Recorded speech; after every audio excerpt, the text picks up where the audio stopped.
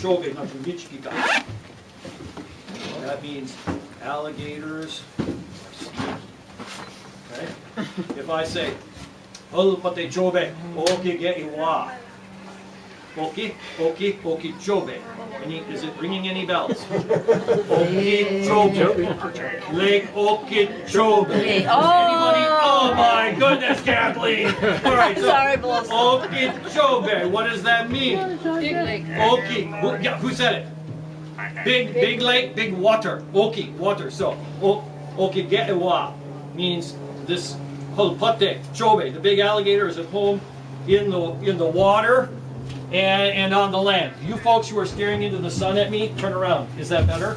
That's better. I thought you'd like that. Okay? And you people back here don't care. So, anyway, so nachunichiki ga. Oki ge'ewa. Oh!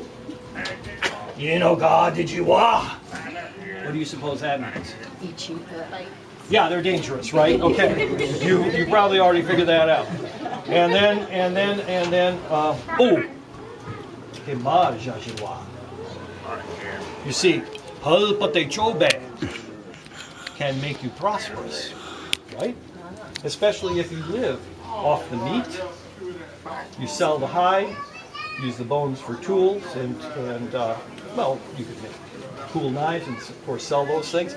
And of course I'm talking about the Miccosukee. Those are the indigenous peoples that made their way down the peninsula and into the Everglades. And I don't know if you've ever heard of James Billy. He's a real person.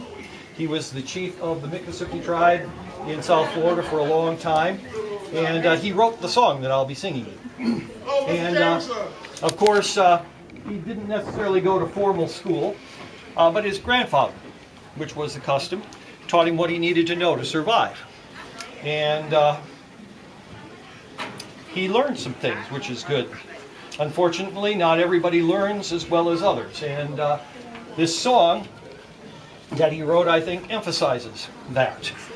And so anyway, you'll hear these words repeated. Hulpate chobe, which means big alligator. Nachunichkiga.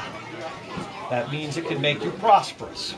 Or no, that he's sneaky. He's sneaky. Nachunichki, he's sneaky. Hulpate chobe. Okige'iwa. At home in the water and on the land, you're not safe anywhere. You know God, did you wa? Dangerous. And hulpate chobe. Kemajajiwa. That's it. Okay? But there is something tragic that happens in the story, and of course you'll want to listen for that as well.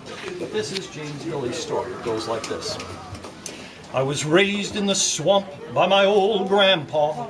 Ate turtle meat and a fish called cod. Grandpa told me about the panthers and the bears, but most of all, he told me to beware of hulpate chobe nachunichkiga. Hulpate chobe okige'iwa. Hulpate chobe, you know God, did you wa?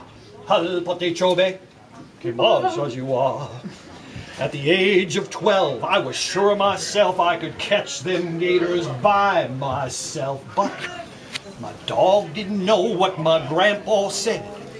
He jumped in the water by the gator's head. Hulpate chobe didn't even pause. My dog disappeared in the gator's jaws. And I could still hear my grandpa saying, you know what he said, right? Hulpate chobe nachunichkiga. Hulpate chobe okige'iwa. Hulpate chobe, you know God, did you wa? Hulpate chobe kemajajiwa. Many years later, I remembered that day how that big bull gator swallowed my dog. Scars and pain, they haunt my life, but I learned to live and I learned to survive with hulpate chobe nachunichkiga. Hulpate chobe okige'iwa. Hulpate chobe, you know God, did you wa? Hulpate chobe kemajajiwa. Oh, hulpate chobe nachunichkiga. Hulpate chobe okige'iwa. Hulpate chobe, you know God, did you wa? Hulpate chobe kemajajiwa. Hulpate chobe. Hulpate chobe. Hulpate chobe. Ha!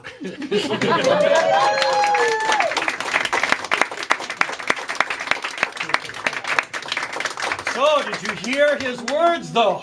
Why did his dog get it?